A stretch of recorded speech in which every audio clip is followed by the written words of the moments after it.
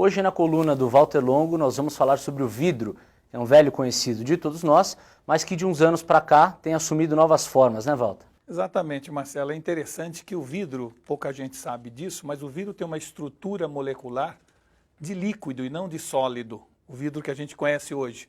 Na verdade, ele possui uma forma, né, que a gente pode chamar de uma substância líquida com viscosidade quase infinita. Mas, na verdade, a estrutura molecular do vidro que a gente conhece hoje é uma estrutura líquida. E o que a gente está vendo agora e observando, e mais recentemente foi, vamos dizer assim, desenvolvido na Alemanha e está chegando agora ao Brasil através de uma empresa chamada DPM Tecnologia, é o chamado vidro líquido, líquido de fato. Ou seja, você pega um spray de vidro líquido, passa sobre uma superfície e aquela superfície é como se acabasse ou se tornasse envidraçada com uma resistência absoluta em termos de você passar alguma coisa em cima dela e limpá-la sempre com uma facilidade absurda. Ela tem um efeito bactericida e um monte de outras qualidades que esse vidro líquido, aí sim, líquido de fato, passou a existir a partir de agora. Quer dizer, a superfície se torna impenetrável. Ela se torna impenetrável, por outro lado, ela é respirável. Ela continua respirando, mas ela fica absolutamente isolada de qualquer sujeira, qualquer líquido que você derrame nela. É realmente impressionante. Vamos dar uma olhada aqui para as pessoas entenderem, né?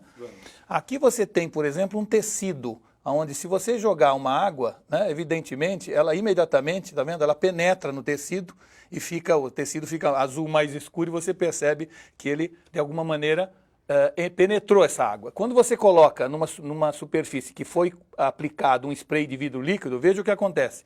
Ele fica absolutamente impenetrável, apesar desse tecido continuar respirando. Ou seja, você pode vestir uma camiseta, pode vestir qualquer tecido e ele continua respirando normalmente, apesar de absolutamente impenetrável, seja para gordura, para tinta, para qualquer coisa.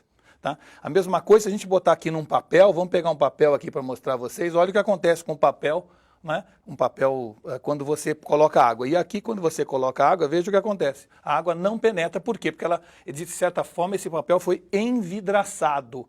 Tem uma película muito fina, que a gente diz que tem em torno de 100 nanômetros, ou seja, ele é 500 vezes mais fino que o fio do cabelo, essa superfície.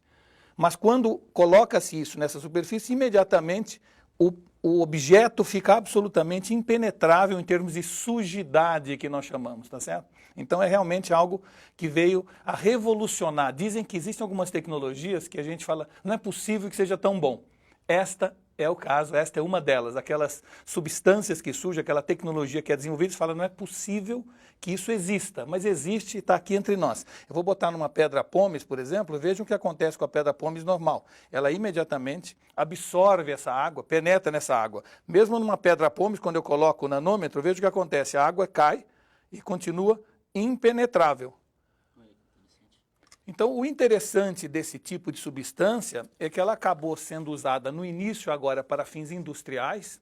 Nós estamos vendo vários metrôs do mundo cujos trens e cujas estações estão sendo totalmente revestidas com isso para evitar sujeira. É um efeito que evita pichação. Se você passar isso numa superfície, alguém pichar, basta limpar com um pano. Mas principalmente na área da medicina, para evitar, vamos dizer assim, o desenvolvimento de bactérias, né? Normalmente você tem um enorme sistema de limpeza desses locais. Com a aplicação do vidro líquido, as bactérias não se reproduzem da forma como seria sem o vidro líquido, o que faz então com que essa substância seja muito importante para hospitais, para clínicas onde a cirurgia vai ocorrer e, portanto, a preocupação com bactérias é algo obsessivo. Então, é um produto que realmente tem uma multiplicidade de utilizações. Por enquanto, ele está sendo utilizado mais em coberturas ou em, vamos dizer assim, aviões, em metrôs, mas já vai estar disponível para o público e nós poderemos, então, aplicar isso em tudo, no nosso iPhone, na nossa camiseta, no que a gente quiser, com essa grande vantagem de evitar sujeira e, ao mesmo tempo, continuar respirável. Walter, esse produto ainda é usado em escala industrial e não está disponível ao consumidor. Mas qual é o preço dele? Olha, esse produto foi desenvolvido na Alemanha. No Brasil tem uma empresa, DPM Tecnologia, que está comercializando, distribuindo ele, mas é um produto que já vai estar entre os consumidores. Agora é um produto que deve ser muito barato porque a substância, a matéria-prima dele é a areia.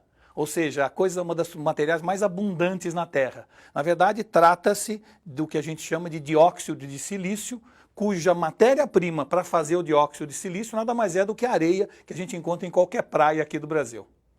Bom, Walter, esse produto também vai proteger os eletrônicos da chuva, né?